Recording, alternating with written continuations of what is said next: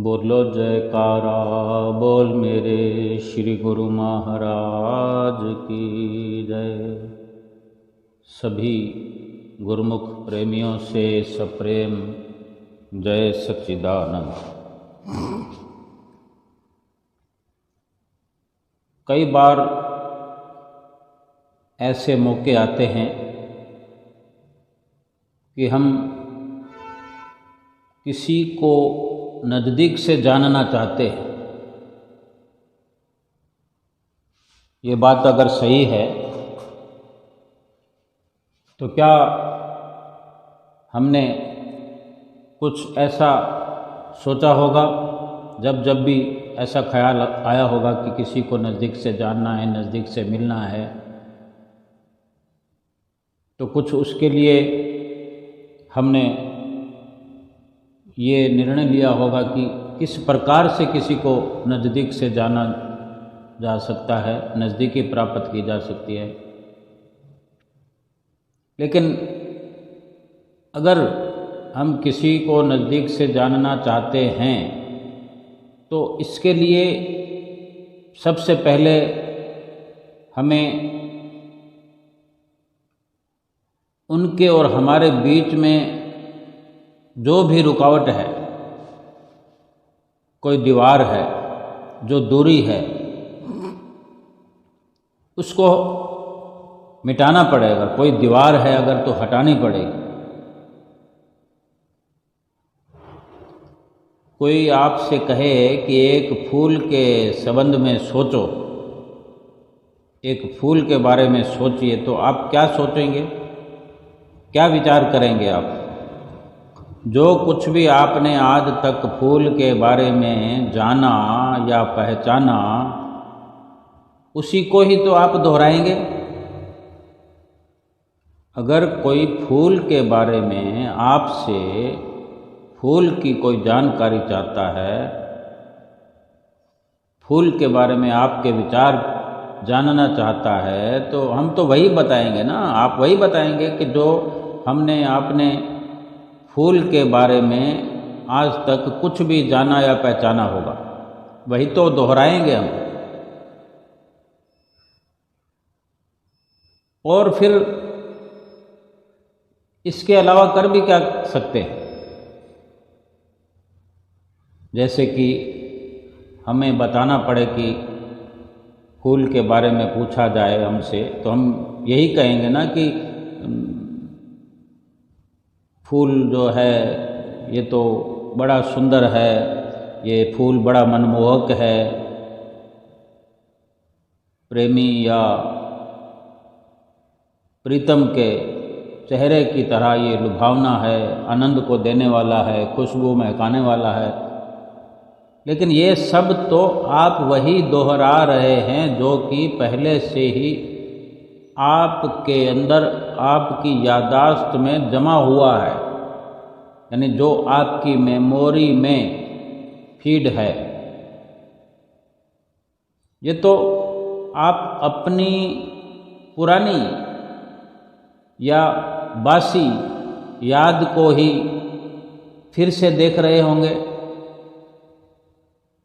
Replay कर रहे होंगे कि जो आपको याद है, जितना आपने जाना है, उसको बता रहे हैं। आपने वो पुराने वाली याद ताज़ा की है, उसको सुना रहे हैं, बता रहे हैं। आपके अंदर वो फिर से ताज़ा हो आई हैं यादें, लेकिन वो हैं पुरानी।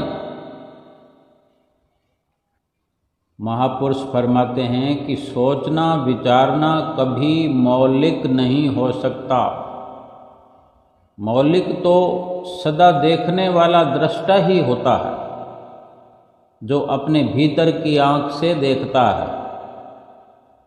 ध्यान करना पड़ेगा कि हमारे एक फूल को देखने का ये मतलब होता है कि हम उस पर कोई विचार न करें। सभी विचारों को बीच में से हटाकर याददाश्त को खाली कर दें, डिलीट कर दें। मेमोरी बिल्कुल खाली हो जाए, खाली होकर ध्यान पूर्वक उस फूल के साथ जीने लग जाएं। इधर फूल हो और इधर हम हो, बीच में कोई ना हो। सुना हुआ, पढ़ा हुआ, जाना हुआ, अनुभव किया हुआ, बीच में कुछ भी ना आने दीजिए। ना तो जाना हुआ, ना अनजाना हुआ, सोचा हुआ, समझा हुआ, कुछ भी बीच में ना आए। बस इधर हूँ मैं और उधर है मेरा फूल। अब ध्यान पूर्वक देखना है कि जो गुलाब के भीतर है वही आपके प्राणों में प्रवेश करने लगेगा। बीच में विचारों की दीवार ना पाकर वो बड़ी आसानी से आपके अंदर प्रवेश करने लगेगा फूल। आपसे वो एक होने लगेगा, आपसे एकाकार होने लगेगा उसका। तब आपको पता चलेगा कि मैं और गुलाब अलग हैं ही नहीं। दिखने में बेशक गुलाब गुलाब है और हम हैं, लेकिन हमारे भीतर से हम महसूस करेंगे कि मैं ही गुलाब हूँ और गुलाब ही मैं हूँ। अलग नहीं है, भीतर से हम दोनों एक हुए जा रहे हैं, एक महसूस कर रहे हैं अपने आप को। निर्विचार प्रेम में बीच की दीवार स्वयं ही हटती जाती है। इसी प्रकार निर्विचार होकर जिस पल अपने सतगुरु से, अपने इष्ट देव से, मालिक से रूबरू होकर के बीच में सारी दीवारें, सारे पर्दे, जाना अनजाना कि मैं ये जानता हूँ, कुछ भी प्रकार के वर्णन सब हटा देंगे और केवल ये हम महसूस करेंगे, केवल यही हम प्रयास करेंगे कि सामने मेरे सतगुरु विराजमान हैं और मैं जो हूँ उनको निरख रहा हूँ, निहार रहा हूँ, उनकी छवि को अपने अंदर उतार रहा हूँ, ऐसा महसूस होने लगेगा। और इस प्रकार के पुरुषार्थ से हम ये पाएंगे कि हमारे और सतगुरु के बीच में कोई भिन्न भेद है ही नहीं। सतगुरु रूप परमात्मा में और हम अपने आप में कोई अलग भेदभाव कर ही नहीं पाएंगे, क्योंकि हम सतगुरु के भीतर और सतगुरु हमारे भीतर प्रवेश कर जाएंगे। तभी ऐसी अवस्था बनती है। और दीवारें कौन सी हैं, बीच में आने वाली बाधाएं कौन सी हैं, विकार कौन से हैं कि हम सतगुरु से जब भी मिलते हैं या हम विचार करें कि हम भजन अभ्यास पर बैठते हैं, ढेर सारी विचारधाराएं जो हमारे सामने पहले उभर आती है और ढेर सारा समय लगता है उनको हटाने में। अगर इतना संयम कर पाते हैं उनको हटाने का, उन विचारों को मिटाने का अगर प्रयास कर पाते हैं, इतना धीरज धर पाते हैं और इतना समय दे पाते हैं, तो उनको दरकिनार कर लेते हैं और फिर हमारी अपनी असली जो कार्यशैली है वो प्रकट होती है। जो हमारा असली काम है वो शुरू हो जाता है कि हमने सतगुरु की पहचान करने की जो हमने कोशिश शुरू कर दी है, फिर उसका धीरे धीरे एक तरह से अंतःकरण में,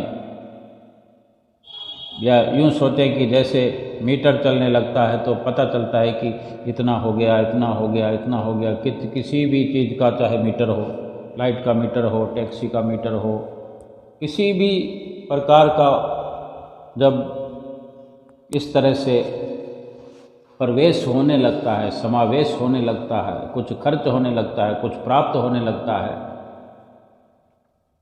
लेकिन ये वास्तविकता है कि नित्य प्रति लगातार हमेशा हर दिन लगभग एक ही समय जो हम एक संकल्प से, एक अपनेपन से भजन अभ्यास को करने का प्रयास करते रहते हैं और करते रहते हैं, भजन अभ्यास करते रहते हैं। श्री आरती पूजा हो, सेवा हो, सत्संग हो, सुमरन दर्शन ध्यान हो, ये निश्चित समय पर नित्य प्रति बिना नागा करते हैं और हर बार हर दिन ये विचार करते हैं कि बीच में जो जो भी बाधाएं हैं उनको मिटा देना है, उनको हटा देना है। अगर हम सड़क पर सफ़र करते हैं, ये रोज़मर्रा का कार्य है हमारा, कई बार देखते हैं कि ट्रैफिक में फंस जाते हैं।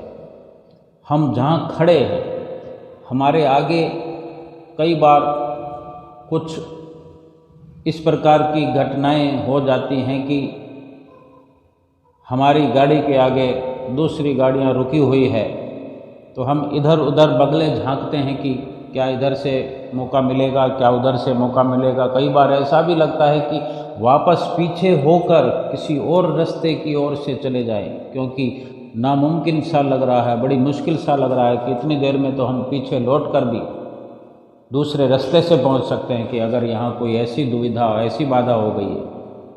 पीछे भी हम देखते हैं, पीछे देखने पर, इधर उधर देखने पर कहीं भी रास्ता नज़र नहीं आता। थक हार कर हमें यही इंतज़ार करना होता है। इंतज़ार करने के अलावा कुछ और कर सकते हैं क्या हम? जब तक आगे से जो ट्रैफिक है वो हटेगा नहीं, वो आगे सरकेगा नहीं, तब तक हमारी गाड़ी कैसे आगे बढ़ सकती है? और मंजिल तो जाने अभी कितनी दूर है। कई बार 1 घंटा ट्रैफिक में जाम में लग जाता है। कितनी मुश्किल आ पड़ती है कि 1 घंटे का सफ़र नहीं है हमारे पास बचा हुआ और 1 घंटा वहीं खड़े खड़े लग जाता है। कितने मुश्किल हालात हो जाते हैं हमारे अंदर भी बाहर भी। फ़ोन आने लगते हैं, क्या हुआ, आप पहुँचे नहीं, कहाँ रह गए, हम इंतज़ार कर रहे हैं, जल्दी आओ, जल्दी पहुँचो। भजन सुमरन में भी कुछ इसी प्रकार का दृश्य देखने को मिलता है हमको। जब ट्रैफिक में फंसे हुए वहाँ रुके रहने के अलावा कोई हमारे पास चारा नहीं, और कई बार तो ऐसा भी होता है कि घर से निकलते हैं तो हमें पता होता है कि 100% हमको ट्रैफिक में रुकना ही है, तो हम वो समय जो वेस्ट जाने वाला है, जो बीच में रुक कर जो परेशानी आने वाली है, उस समय का इंतजाम करके जाते हैं। उतना समय हम पहले निकलते हैं कि अगर सही वक्त पर पहुंचना है तो इतना समय तो रास्ते में लगेगा, तो वो समय अपने हाथ में रखते हैं कि परेशानियां भी झेलेंगे, बड़ी ऊब हो जाएगी, बोरियत हो जाएगी, लेकिन सब कुछ स्वीकार करते हैं कि जिस सफलता के लिए हम नित्य प्रति सफर करते हैं उस सफलता को हासिल करना ही है। भजन अभ्यास करते वक्त जब इस प्रकार की परेशानियों का सामना करना पड़ता है तो हम बड़े आसानी से कह देते, क्या करूं, मेरा मन नहीं लगता, क्या करूं, मैं इतना समय नहीं दे सकता। रोज के रोज इतना समय वेस्ट होता है बड़ी तरक्की पाने के लिए। लेकिन सतगुरु के नज़दीक पहुंचने के लिए, सतगुरु से एकाकार करने के लिए, सतगुरु की पहचान करने के लिए, सतगुरु को जानने के लिए, उनकी नज़दीकी पाने के लिए तो बड़ी निश्चिंतता है कि जो विचारों का ट्रैफिक, जो विचारों की बाधाएं, दुविधाएं, विचारों का जो जाम लग जाता है, सतगुरु के दर्शन करने के लिए, सतगुरु को अपने मस्तक पर बिठाने के लिए, विराजमान करने के लिए, उनका दीदार करने के लिए, उस खोज में जो हम समय देते हैं, और इस प्रकार की जो बाधाएं आती है कि हम अपनी मंजिल पर पहुंच पाने में बड़ी मुश्किल महसूस कर रहे होते हैं तो जल्दी से उसको छोड़ने का प्रयास करते हैं।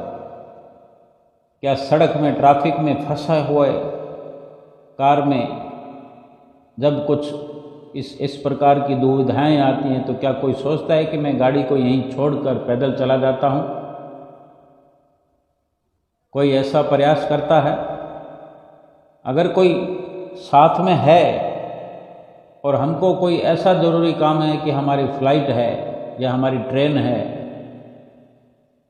कि बड़ा ज़रूरी काम है और अगर हम गाड़ी से नीचे उतरकर पैदल उस जाम को क्रॉस करके थोड़ी देर की बात होती है कि वो इतना घना जाम जहाँ होता है वहाँ थोड़ी देर की बात होती है, लेकिन वहाँ पर वो जाम सुलझ नहीं रहा होता है, बड़ी विवशता हो जाती है ऐसी।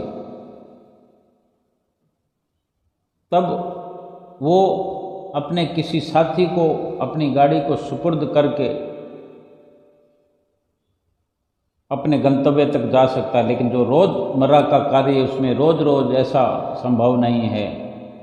उस जाम का खुलने का इंतज़ार करना पड़ेगा और इतना समय लगाना पड़ेगा। ये संसार की सफलता है, ये संसारिक सफलता है, संसारिक तरक्की है। ये नश्वर संसार की सफलता है, नश्वर सफलता भी नश्वर है। संसार नश्वर है, संसार की तरक्की भी नश्वर है।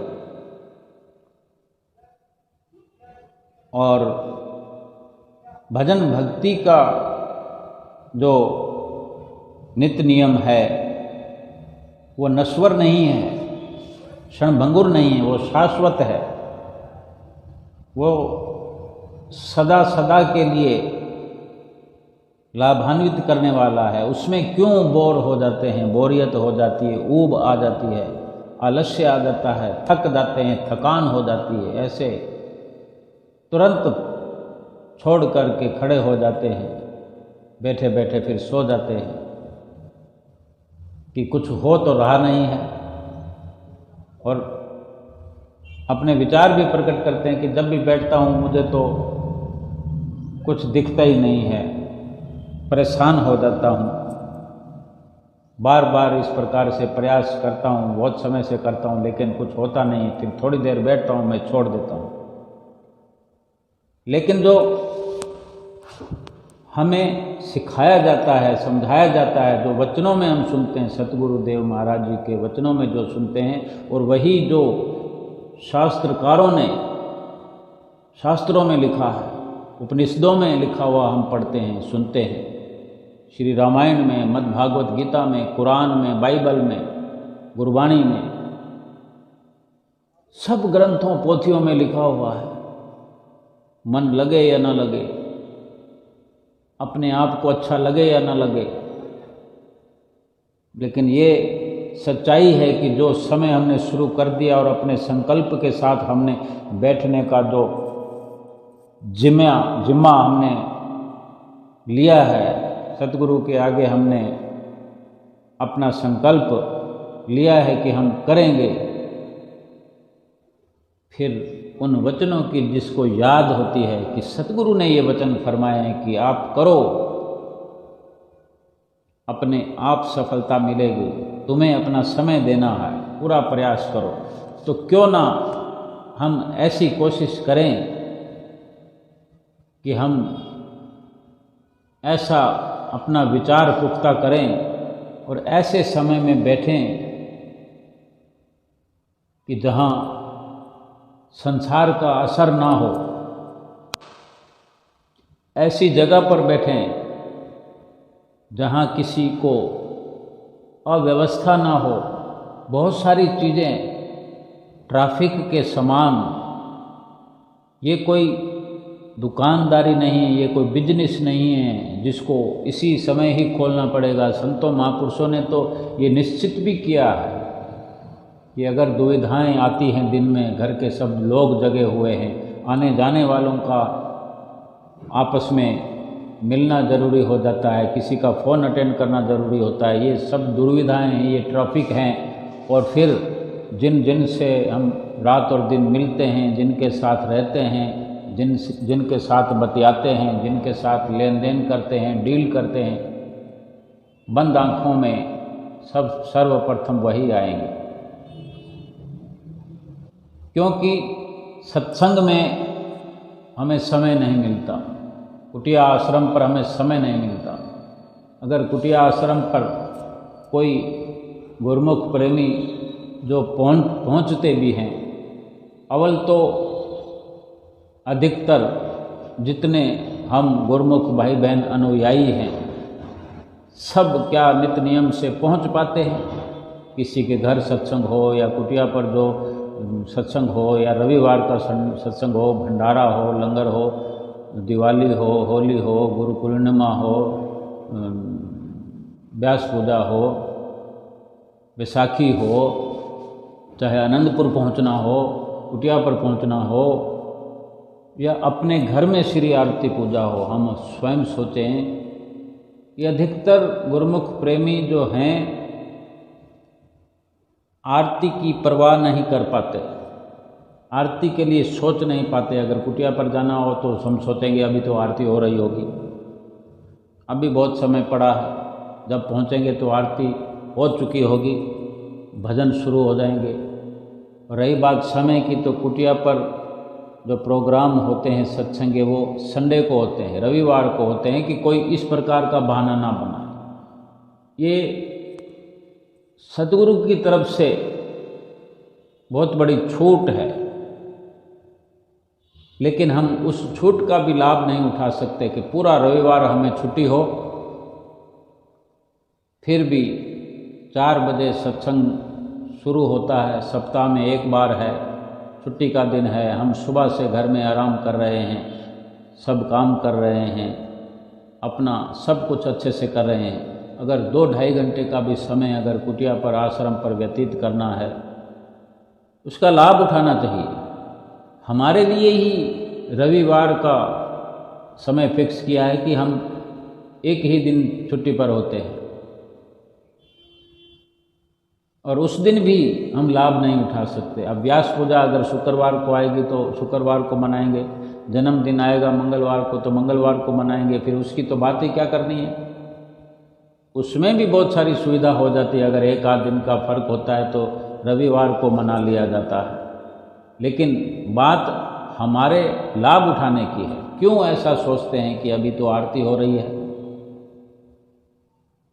तो हम आरती के बाद पहुंचेंगे, या देखेंगे कि 4 से 6 का प्रोग्राम है तो हम सोचते हैं कि सत्संग तो 5:30 बजे होगा, 15-20 मिनट आधा घंटा सत्संग होता है, लास्ट में उसी सत्संग में चले जाएंगे। और हम पहुंचते हैं तो पहुंचते पहुंचते सत्संग की शुरुआत हो जाती है, सत्संग शुरू हो रहा है, कई बार शुरू हो चुका है, प्रवचन चल रहे हैं संतों महापुरुषों के, और हम जाकर उस वक्त दंडवत कर देते हैं, या दंडवत नहीं करते तो सीधा माथा टेकने लग जाते हैं श्री परमहंसों के आगे, सिंहासन के आगे। तो सभी गुरुमुख क्या हमें देखने लग जाते हैं। क्या हमने ये नहीं सीखा अब तक कि जब सत्संग हो रहा हो तो चुपके से आकर जहाँ भी जगह मिले चुप करके बिल्कुल शांत वातावरण में बैठ जाएं। किसी को भनक लगने की देर है कि कौन आया पीछे, तो उसको तुरंत सब देखने लगेंगे। तो कम से कम ऐसी कोशिश होनी चाहिए कि किसी को दुविधा ना हो, हमारे कारण किसी का ध्यान ना भटके, चुपचाप पीछे बैठ जाएं। जब सत्संग की समाप्ति होती है फिर खड़े होकर बड़े अदब से हम दंडवत भी करें, माथा भी टेकें, सबकी ओर संबोधन करते हुए हाथ जोड़कर अपने शीश को घुमा करके सब संगत से भी जय सच्चिदानंद का अभिवादन करें भी और लें भी इशारे मात्र से। फिर सत्संग के पश्चात सबसे जय सच्चिदानंद करने की भी पूरी हमारी वृत्ति होनी चाहिए।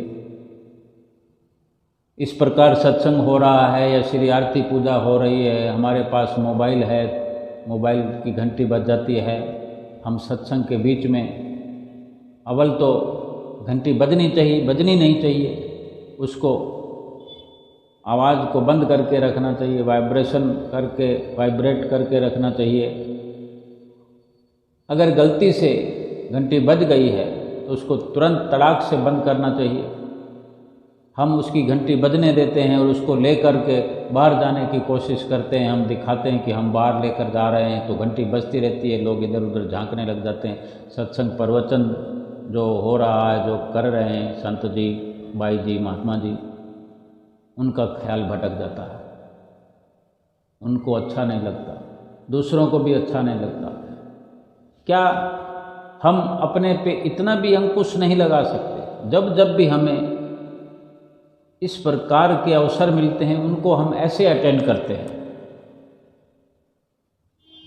पहले तो समय पर पहुंचना नहीं, पहुंच गए तो इन बारीकियों का ध्यान रखना नहीं,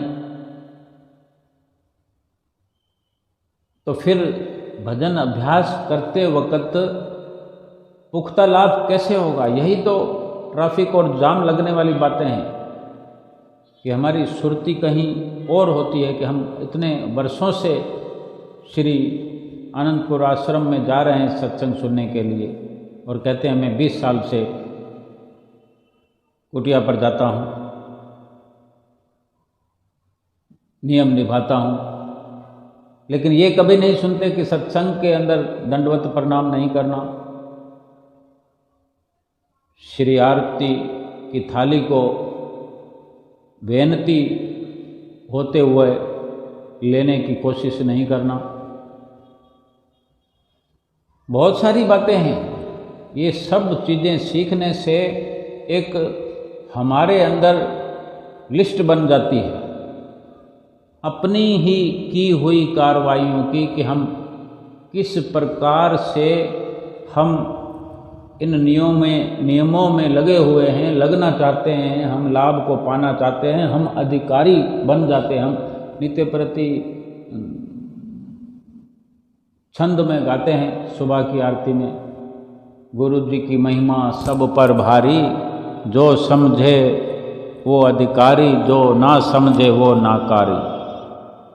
ये तो अपनी सोच पर निर्भर है, अपने विचारों पर निर्भर है कि हमने किस प्रकार से अपने आप को बनाना है, किस प्रकार से अपने आप को लाभ दिलाना है, किस प्रकार से हम थोड़े समय में और जल्दी, ये ख्याल करते हुए कि संसार की दौलत को अगर जल्दी से तुरंत और ज़्यादा से ज़्यादा पा लेना चाहते हैं, जो कि बेकार है, सड़ जाएगी, जिसका शरीर से ऊपर कोई लाभ नहीं है,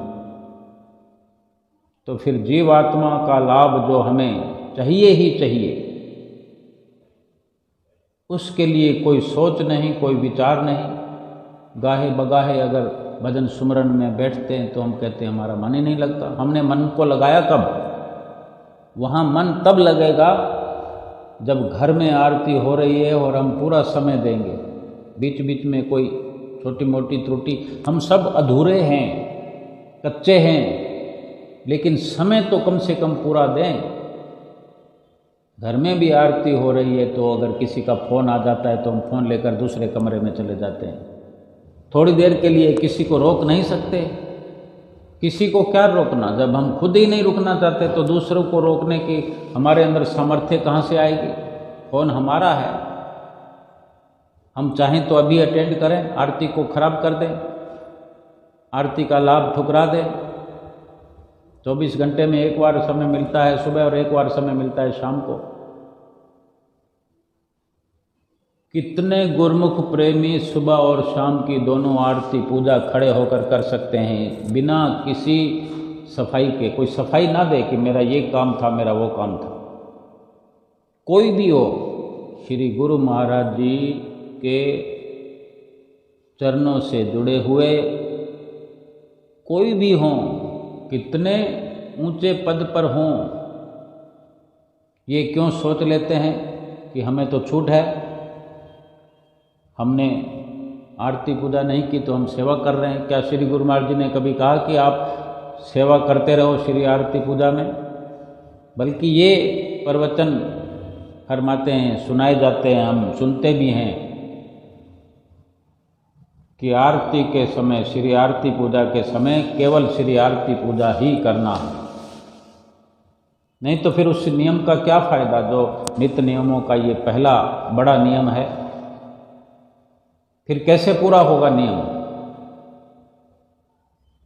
श्री आरती पूजा में सेवा करते रहेंगे, फिर श्री आरती पूजा कब करें? जब उसका समय है श्री आरती पूजा का। हम सोचते हैं कि एक जना आरती कर रहा है, हम अपने घर में भी करते हैं, एक जना थाली पकड़ कर खड़ा है और दूसरा सब्जी लेने चला जाता है। आरती के समय ही जाएगा, सब्जी बनानी है, कोई प्याज काटने हैं, हरी मिर्च काटनी है, अदरक काटनी है, इधर आरती औखी सौखी हुई, बेनती हुई, फिर स्तोत्र में, छंद में या स्तुति में कोई सब्जी काट रहा है, कोई अदरक काट रहा है, कोई हिम्मत से अगर किसी का फ़ोन काट भी देता है, नहीं उठाता, फ़ोन आया होता है आरती में, तो विनती के बाद सोचते हैं कि बड़ा काम हो गया, आरती हो गई। वो बाहर जाकर फ़ोन लगा कर करेगा। जब 10 मिनट इंतज़ार किया है उसने, तो 15 मिनट और इंतज़ार कर लेगा, 20 मिनट और इंतज़ार कर लेगा, या अपना मोबाइल बंद कर दो। आधा घंटा, पौना घंटा, ज़्यादा से ज़्यादा गुरु महिमा के सहित पौना घंटा लगता है, 40 मिनट लगते हैं। श्री आरती पूजा करना है, विनती करना है, स्तोत्र करना है, स्तुति करना है और श्री गुरु महिमा का पाठ पढ़ना है।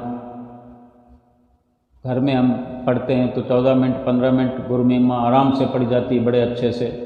थोड़ा फास्ट भी पढ़ लेंगे, क्योंकि यही रहता है कि फटाफट मुकाओ इसको, फटाफट को ख़त्म करो, क्योंकि फिर असरफियाँ कमानी है, असरफियाँ इकट्ठी करनी है। ये तो बहुत मुश्किल में आ गया, आरती का समय हो गया, घर में 6 लोग हैं, एक लोग कोई भक्त्यानी है, प्रेमन है, तो वो शुरुआत करेगी, बाकी सब जैसे तैसे साथ में लगते हैं। हो सकता है 2 लोग तो बाहर ही रहते हैं, आरती पूजा होती ही नहीं, कि क्या करें, हम तो दुकान पर होते हैं। तो क्या दुकान पर करते हो? दुकान चलती रहेगी जीवन भर, आरती नहीं चलेगी। जो मुख्य रूप से हमें श्री गुरु महाराज जी ने वचनों में फरमा दिया कि श्री आरती पूजा, बार बार फरमाते हैं, अपने मुखारबिंद से हमें समझाते हैं, श्री आरती पूजा, सेवा, सत्संग, सुमरन, दर्शन और ध्यान। अगर इतनी अहमियत ना होती तो बार बार हमें हिदायत न करते श्री गुरु महाराज जी।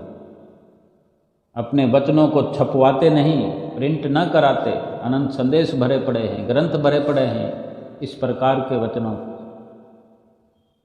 श्री परमहंसों ने अपने जीवन में स्वयं इनको उतारा है हमारी खातिर। उनको कोई ज़रूरत नहीं है, लेकिन हमारी खातिर, हमको सिखाने की खातिर आज भी हमारे श्री गुरु महाराज जी इस अवस्था में, इस तन की सुकोमलता में सामने विराजमान होकर चौकी सिंहासन पर अपने मुखारबिंद से भी उच्चारण करते हुए नजर आते हैं श्री आरती पूजा का। और हम जैसे गुरमुख प्रेमी जो हैं, मोबाइल में आरती लगा देते हैं, टेप रिकॉर्डर में आरती लगा देते हैं, या घर में एक जना आरती कर रहा है, बाकी सब लोग अपने काम में लगे होते हैं। जब जयकारा निस्तारा होता है तो आ जाते हैं, आरती को हाथ लगा लिया और जयकारा निस्तारा दंडवत किया, हुक्मनामा हुआ और फिर अपने आरती से कर चले जाते हैं वापस अपने काम में। तो क्या ये काम कभी ख़त्म होने वाले हैं? सुबह से हमने काम नहीं किया, सारे काम क्या श्री आरती पूजा में करने हैं?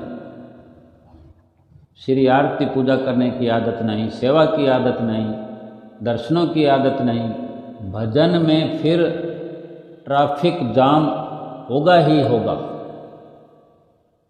अगर भजन अभ्यास करने के वक़्त हमें लाइन क्लियर चाहिए तो हमें ये दिनचर्या ऐसी सुंदर बनानी होगी, अपने आप को सुंदर सांचे में ढालना होगा, अपने आप को कुछ बनाने के लिए कुछ स्वयं बनने का प्रयास करना होगा। फिर शिकवे और शिकायतें रहेंगी नहीं, और इस प्रकार की जब परिपक्वता हमारे भीतर भरने लगेगी तो श्री आरती पूजा का भी लाभ आएगा, सेवा का भी लाभ आएगा, सत्संग का भी लाभ आएगा। हर नियम का सम्मान हम दिल से करेंगे, सम्मान की नज़र से इनको अपने जहन में बिठाएंगे कि ये सम्मानजनक नियम हैं, आदर करना है इनका।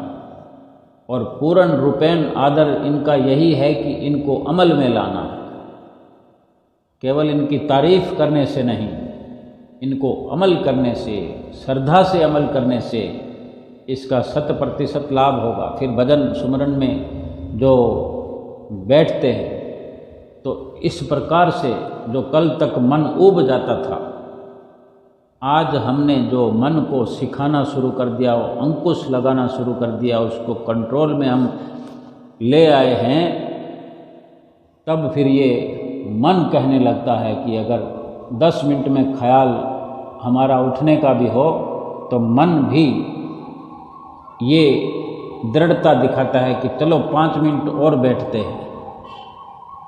फिर घड़ी तो देखता रहता है, फिर घड़ी देखते कि चलो 5 मिनट और करते हैं, तब वो 20 मिनट में ये भी कहेगा 20 मिनट होने पर कि श्री गुरु महाराज जी ने कहा है आधा आधा घंटा 4 बार करो, तो कम से कम ये पहला आधा घंटा है इसको तो पूरा करूं, आधा घंटे से कम क्या बैठूं मैं। तो आधा घंटा बैठने की हिम्मत यही मन दिखाएगा। जब जीव मन पर अंकुश लगाता है तो मन स्वयं फिर उस तरफ मुड़ जाता है, तो बहुत अच्छा नतीजा प्राप्त होता है हमें। और फिर जब आधे घंटे को हमने समझ लिया तो फिर दूसरा आधा घंटा भी शुरू हो जाता है। इस प्रकार 4 बार आधा आधा घंटा करने से तो श्री गुरु महाराज जी के वचनों की पालना हो जाती है। और अधिक लाभ लेने के लिए फिर इन चारों आधा आधा घंटों को जब चाहें हम जोड़ देते हैं। पहले 2 आधा घंटा को जोड़ दो एक टाइम में, फिर 2 आधा घंटों को जोड़ दो दूसरे टाइम में, सुबह शाम हो गया। फिर भी और अधिक लाभ चाहिए तो चारों आधे घंटों को एक साथ जोड़ दो, 2 घंटे कर दो। और सफलता चाहिए या आने वाली तकलीफ़ों का सामना करना चाहते हैं तो हम 2 घंटे में तो कोई आलस करें ही ना, किसी प्रकार से सोचे ही ना कि हमें ये नहीं करना है। सोचना भी हमारे लिए दुख का सबब बन सकता है, क्योंकि सोच से ही हमारी इस प्रकार से पॉजिटिविटी शुरू होती है। सोच से ही, सोच का ही तो लाभ मिलता है हमको। हमारा सदुपयोग दुरुपयोग सोच से ही है। अच्छी सोच रहेगी, अच्छा लाभ मिलेगा। सोचें ही क्यों कि क्या फर्क पड़ता है, आज नहीं किया तो। सोचना भी नहीं चाहिए। अगर कल को हमारे ऊपर कोई दुख आने वाला है, मुसीबत आने वाली, क्या हमें पता है? हम नहीं जानते। आज अगर हमको लग रहा है कि ये सुख की घड़ियां हैं, तो कल ये सुख वाली घड़ियां दुख में नहीं बदल सकती। अगर थोड़ा कमर में दर्द हो जाए, पाँव में दर्द हो जाए, आँख में दर्द हो जाए, सिर में दर्द हो जाए तो कितनी आफत आ जाती है। और क्या बीमारियों में कमी है? बड़ी बड़ी बीमारियां दुनिया में हम देखते हैं फैली पड़ी हैं, हर किसी को अपने अपने मुकद्दर से मिली। और सतगुरु ने कह दिया कि सारे दुखों की दवा है ये सुमरन भजन अभ्यास, सब रोगों की दवाई है। सब रोगों का औषध नाम। गुरबाणी में भी कथा है कि सब प्रकार के रूह के रोगों की भी दवा है, शरीर के रोगों की भी दवा है। श्री गुरु महाराज जी ने पूर्ण धाम अस्पताल में पंचम पातशाही गुरु महाराज जी ने जब उद्घाटन किया, इस प्रकार के वचन सुनने को हमें मिले कि इस अस्पताल में शरीर के रोग मिटते हैं और जो गुरुमुख प्रेमी सेवा करने वाले हैं, इस अस्पताल की सेवा करके अपने आत्मा के भी रोग मिटाओ। यहाँ सेवा करने से आत्मा के भी रोग मिटते हैं और इस अस्पताल में भर्ती होकर शरीर के भी रोग मिटते हैं, क्योंकि आध्यात्मिक अस्पताल है। शरीर के साथ साथ आध्यात्मिकता का भी लाभ मिलता है। बीमारी मिटती है रूह की, आत्मा की। तो कोई भी पल ऐसा ना हो कि हमारी सोच कमज़ोर हो जाए। अपनी सोच को मजबूत बनाना है, अपनी सोच को आगे ले जाना है, और सोच अमल करने वाली होनी चाहिए, सोच लाभ प्राप्त करने वाली होनी चाहिए। सोच ऐसी हो कि लाभ प्राप्त करे ही करे, वरना नुकसान तो हो ही रहा है। अगर लाभ नहीं प्राप्त करेंगे तो नुकसान तो अपने आप हो जाएगा। नुकसान के लिए कोई जतन करने की जरूरत नहीं, वो हो रहा है, वो अपने आप हो रहा है और होता चला जाएगा। नुकसान नहीं करना है, लाभ को छोड़ना नहीं है, लाभ को प्राप्त करना है।